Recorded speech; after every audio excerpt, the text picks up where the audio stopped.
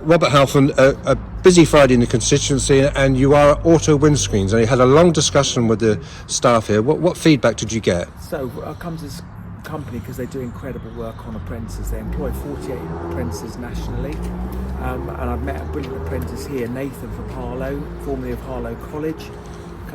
Came to Auto Glasses doing his level 2 and level 3 apprenticeship, and pretty hard thing to do, but I wanted to meet the apprentice, and I wanted also to learn from the company. But it's amazing, we now have apprentices in 70% of occupations.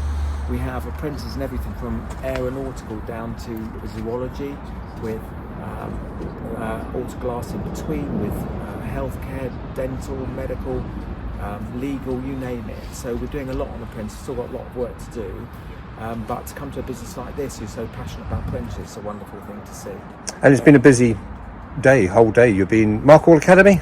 I went to Mark Hall Academy to meet some incredible students at the Orchard Centre that they have at the school for those students, some of those students who might have particular difficulties one way or the other, and they were incredible. They took me around the Orchard Centre. They did a question and answer. They were brilliant, they were hard-working, they were charismatic, and I think it's a tribute to all the teachers and special needs teachers, particularly at Mark Hall, and especially, of course, to Burton Academy that is running the Mark Hall school nowadays. And I've then been to Holy Cross School and met some wonderful kids, and the newish head teacher's been there for over a year or so, but she's really impressive as well.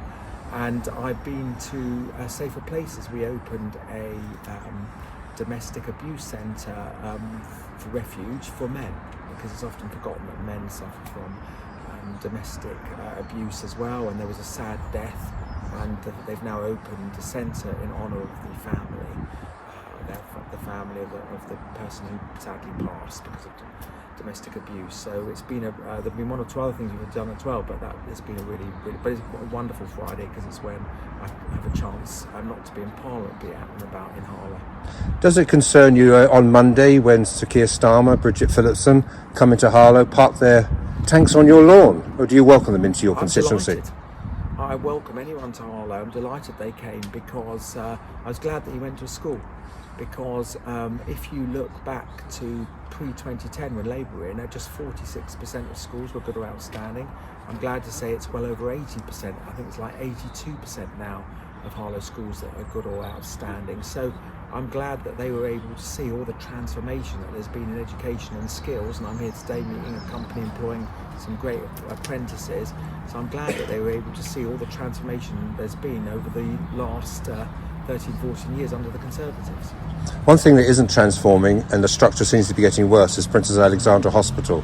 Major incident, collapsing roof, we believe, and meanwhile, no new hospital until maybe 2030 and beyond. Something's going to have to be done, isn't there? Yeah, so I'm glad that Princess Alexandra's had multi-million pound package to sort out a lot of existing problems. I had a letter from the Chancellor only this week, because I went to the Chancellor to ask to talk about the new hospital. He's confirmed it will be by 2030. I'm very happy to share that letter with your Harlow, because we were talking about a range of things with the Chancellor. Residents and asking not just the hospital, but things like money for buses in Harlow and Essex and other things, and I've got answers to all those questions. I'm very happy. I'll share the letter to your Harlow. Only got it a day or so ago, and back sort of the questions I've raised with the Chancellor. Of course, we'll be there by 2030. As I said to your Harlow before, no one predicted COVID, sadly. No one knew there would be delays, but the funding's been guaranteed. The Chancellor makes that clear in the letter.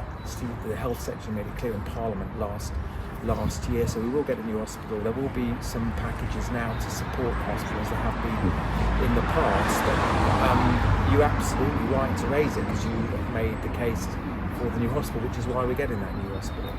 And finally, you mentioned you started with apprentices, we'll end with apprentices. You had an apprentice to work for you, Dan Swords, now leader of Harlow Council, who seems to have worked really hard to make sure those 172 dwellings just near us have been bought by the council. You must be very pleased with his work. So, yeah, it was a bit of a disaster initially, but we're right by it. It's just over there. I'm sure you'll film it for the for your readers. But it was a massive problem because under the last Labour Council, of course, you saw Terminus House and all that go to other councils and so on. Now you've got, under the Conservatives, this block that was going to go in the hands of a Labour Council to put all their people in Harlow.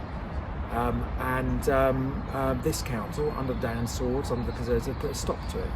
And they said, no, we want Harlow homes for Harlow people, Harlow homes for Harlow people.